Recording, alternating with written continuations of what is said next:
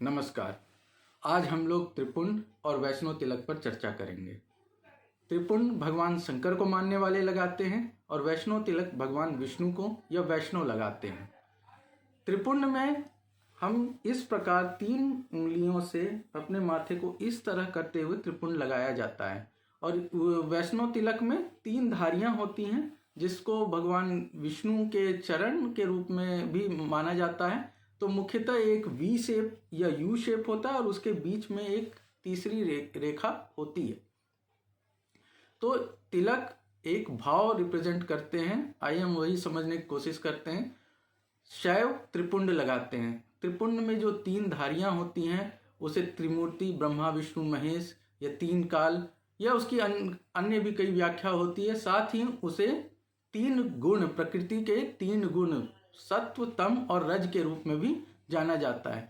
तो मुख्यतः जो तिलक लगाया जाता है वह प्रकृति के 3 गुणों को रिप्रेजेंट करता है, यहाँ त्रिपुंड के रूप में 3 धारियों के रूप में। वहीं वैष्णव में भी लगभग 3 धारियां होती हैं, 2 यू शेप की और एक बीच में तीसरी धारी, तो वो भी 3 गुणों को ही रिप्रेजेंट करता है। अब समझते हैं कि ये वैष्णव और शैव में क्या अंतर है।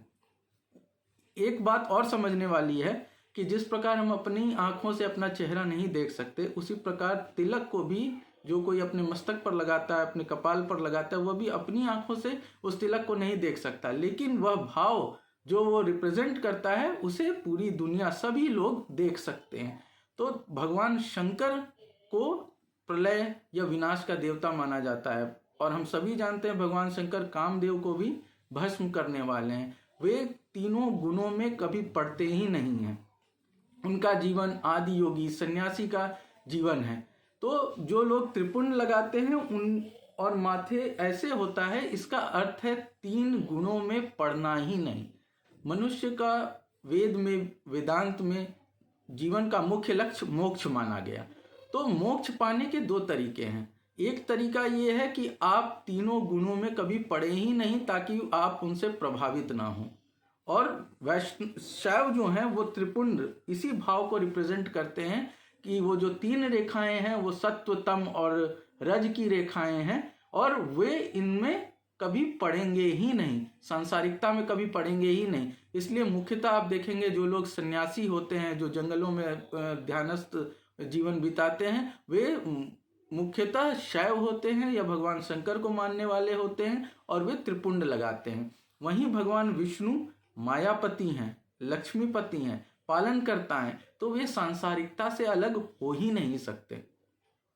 और भगवान कृष्ण ने गीता में भी यही बात कही कि सत्वम रजस्तमः इति गुणा प्रकृति संभवा निबधन्ति महाबाहो देहे देहिन्मव्ययम्। अर्थात सत्व, तम और रज, ये प्रकृति से जो गुण उत्पन्न होते हैं, यही मनुष्य की आत्मा को उसके शरीर से बांधे रखते हैं। अतः सांसारिकता में रहते हुए हमें किस प्रकार इन 3 गुणों से अलग रहना है, उसकी ही पद्धति जो है वो वैष्णव टीके के रूप में दिखाई जाती है कि हमें इन तीनों गुणों से ऊपर उठ जाना है ताकि ये हमें प्रभावित न करें। तो ये 2 भाव हो गए शैव और वैष्णव के। शैव में हमें उन तीनों गुणों के समीप ही नहीं जाना, उन तीनों गुणों में पड़ना ही नहीं है। और वैष्णव में ये मानसिकता है कि हमें उन 3 गुणों में ही रहकर भी उससे ऊपर उठ जाना है ताकि हम उसका प्रभाव हम पर ना पड़े।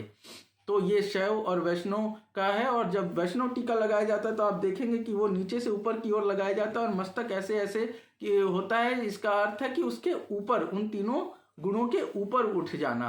तो ये 2 भाव हैं जो वो तिलक रिप्रेजेंट करते हैं। धन्यवाद।